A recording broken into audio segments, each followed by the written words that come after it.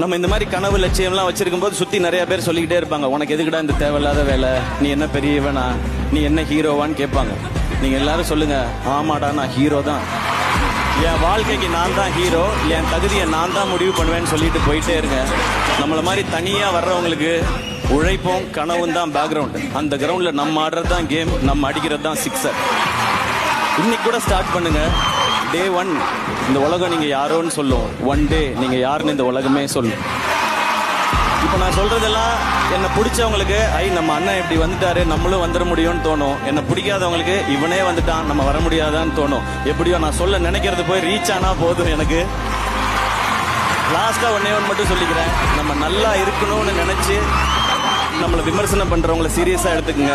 நம்ம நல்லாவே இருக்கக்கூடாதுன்னு நினைச்சு விமர்சனம் பண்றவங்களை ஜோக்கா எடுத்துக்கங்க. தீஸ் கைஸ் ஆர் ஃபன்னி கைஸ்யா அப்படின்ட்டு போயிட்டே இருங்க.